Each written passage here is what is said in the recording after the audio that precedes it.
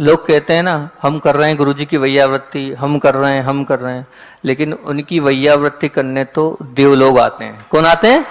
अब देव लोगों ने कैसी वैयावृत्ति करी बताता हूँ। पूज्य गुरुदेव, डोंगरगढ़ चातुर्मास की बात है, 10 लक्षण में गुरुदेव का स्वास्थ्य थोड़ा खराब हुआ, तो क्योंकि गुरुदेव को 103, 104 तक बुखार आ गया। हम सब लोग कर रहे थे तमाम उपचार, सब कुछ कर लिया, बड़े बड़े वैद्य, बड़े बड़े डॉक्टर लगे थे, लेकिन वो बुखार जो था वो कंट्रोल नहीं हो रहा था।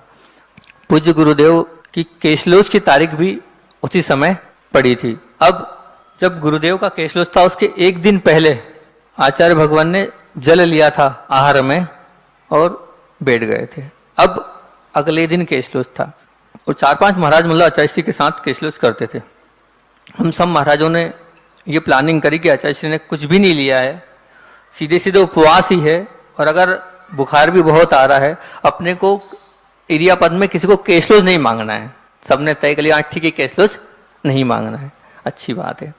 किसी ने केशलोच आचार्य भगवान से नहीं मांगे, और आचार्य श्री ने भी मतलब उनके उससे ऐसा लगा नहीं कि उनको याद है। हम सब बड़े खुश, आचार्य श्री भी को भी याद नहीं रहा कि कल अपना केशलोच है, बहुत अच्छी बात है। और रात हुई 102, 103 तक टेम्परेचर पहुंच गया। रात्रि में 3, साढ़े 3 बजे की बात होगी, और लोग कहते हैं ना, हम कर रहे हैं गुरुजी की वैयावृत्ति, हम कर रहे हैं, लेकिन उनकी वैयावृत्ति करने तो देव लोग आते हैं। कौन आते हैं?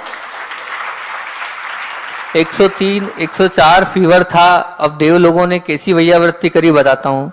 हम वहीं बाहर लेटे थे, 3:30 बजे ब्रह्मचारी राजकुमार भैया, जिनको छोटे चाचा बोलते हैं, वो करीब 4 बजे लगभग आए हमारे पास। महाराज जी। मैंने कहा क्या हो गया भैया?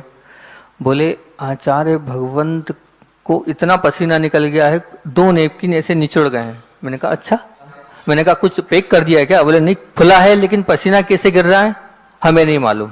मैं स्वयं गया, वहां जाके देखा कि वास्तविकता में अपने आप कैसे हो रहा है वो, ये तो मैं नहीं जानता, लेकिन वो 2 नेपकिन तो निश्चित तौर से जो है वो गीली हो गई, तब ने मतलब पसीना निकल रहा है।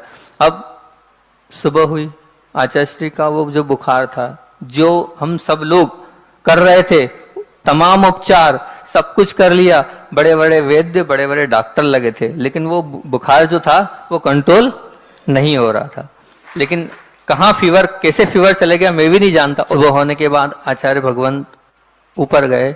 ऊपर जाने के बाद आचार्य श्री ने प्रसाद सागर जी को बुलाया और प्रसाद सागर जी से कहा राख लाओ। क्या कहा? राख लाओ। हम सब महाराजों ने भी केशलोच तो किए। करने के बाद मैं आचार्य भगवंत के पास गया। आचार्य श्री से मैंने निवेदन किया, आचार्य श्री क्या आवश्यकता थी, 1 दिन बाद केशलोच हो जाते था, 3 दिन बाद आगम में लिखा आएगा कि 3 दिन बाद तक कर सकते हैं, तो क्या बात आती, 1 दिन बाद हो जाता। आचार्य श्री बोले मैं क्या करूं, सब पूज्य गुरुदेव करा देते हैं। और था फीवर, लेकिन कहाँ फीवर, कैसे फीवर चले गया मैं भी नहीं जानता। और जैसे ही केशलोच हुए, वापस तुरंत 103 और 104 बुखार आ गया। सच्ची जिसके अंदर आस्था होती है व्रतों के प्रति, उनकी सेवा, उनकी वैयावृत्ति करने तो ऊपर से देव लोग भी आते हैं।